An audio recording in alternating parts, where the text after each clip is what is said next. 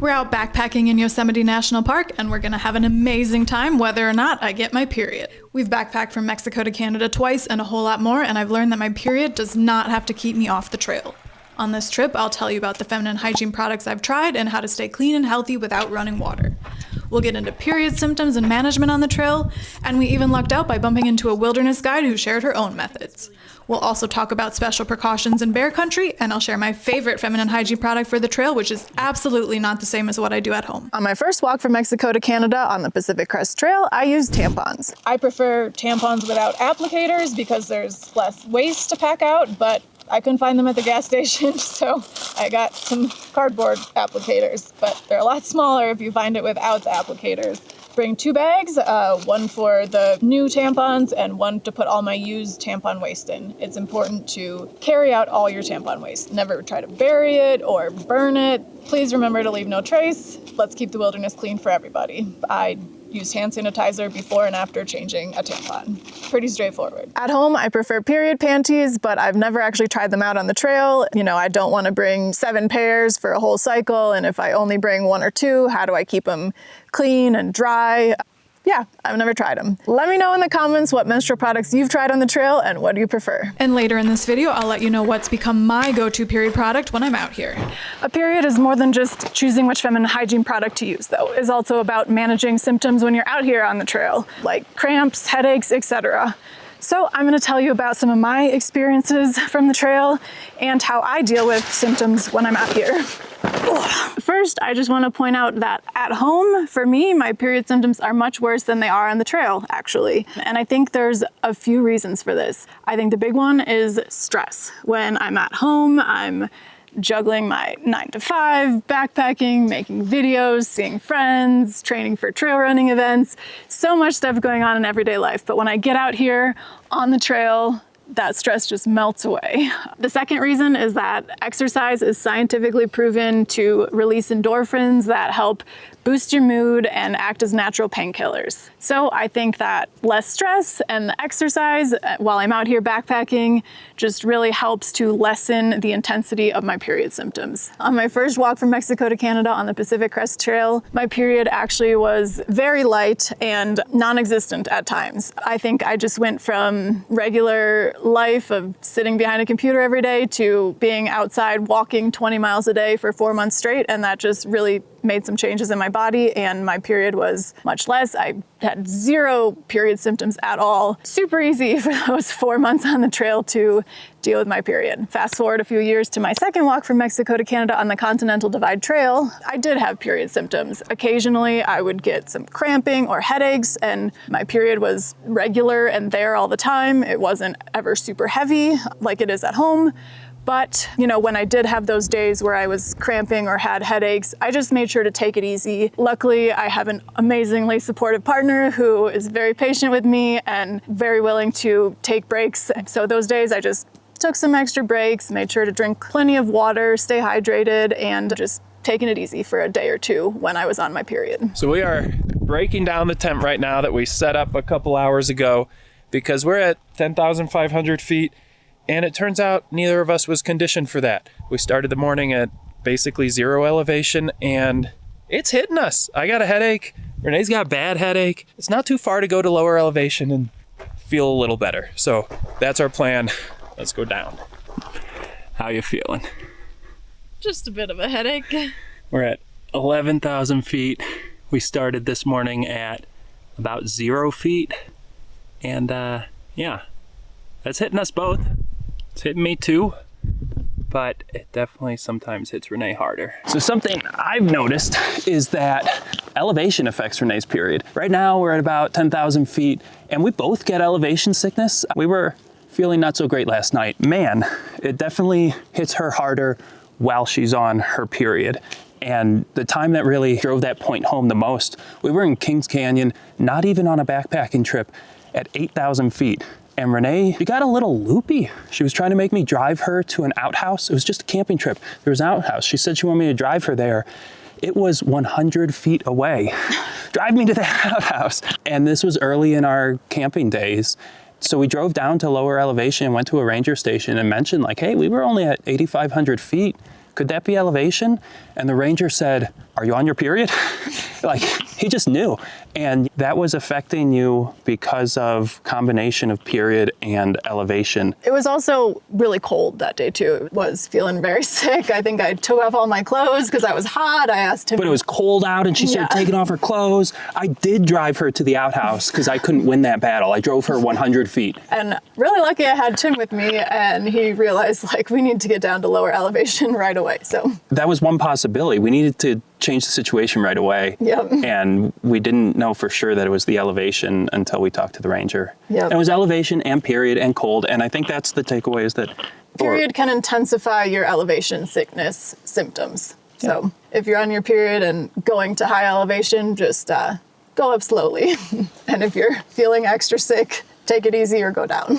So here's how I deal with my period symptoms on trail to help me manage them better. So first, I start by just making sure to eat really well, stay hydrated, including with electrolytes, and get enough sleep when I'm on my period on trail. That goes a long way for helping. And then when I do get symptoms, I make sure to take extra breaks as needed, or walk a little slower, take an easier day, carry ibuprofen in case I need that to help me manage the symptoms.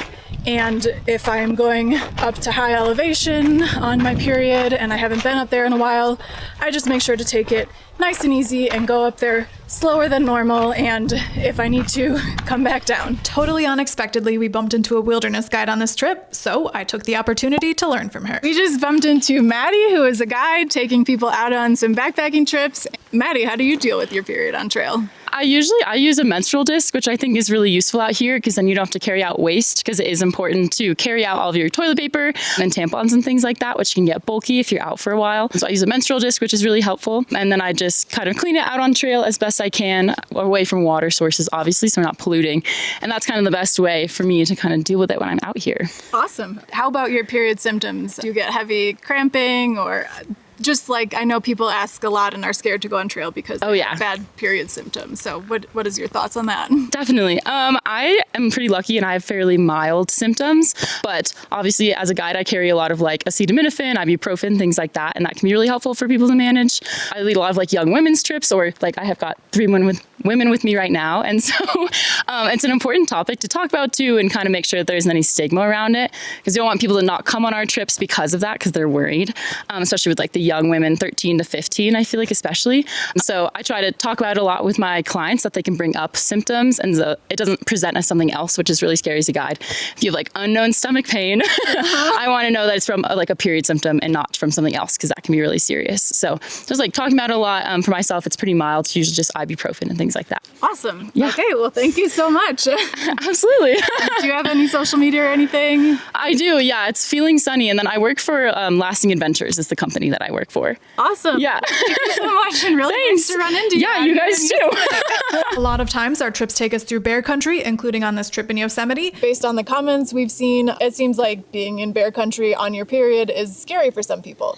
But I've actually never had a problem with bears. They do not seem interested in me when I'm on my period, or my period blood if I've buried it, but I do take some precautions. So if I'm using tampons, I just make sure to store my clean tampons and all of my used tampons in my bear-proof storage. Right now we're in Yosemite, so I have a bear canister. Keep everything in there. I mean, that goes for all your food, your toothbrush and toothpaste, any scented products, just everything, including used tampons, goes in here. If I'm using a menstrual cup and it is not in me, I also just store my menstrual cup in the bear canister. Pretty simple. Never had a problem. All scented items, food, toiletries, feminine hygiene products all go in the bear canister or bear-proof bag, which we prefer to use if we're not in a place that requires bear canisters. Put it away from your tent while you're sleeping. All right, I've had more periods on the trail than I can count, so here's the product and method that's been working best for me for the last few years. Menstrual cups or menstrual discs are both lightweight, low-waste options, which make them great for backpacking. And unlike with tampons or pads, you don't have to worry about how much to bring or running out.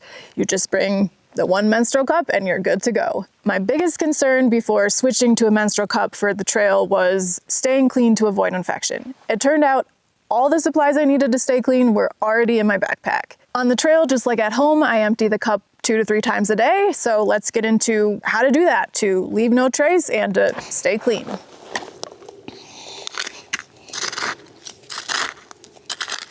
Step 1 is digging a hole to bury the blood away from your tent and away from water.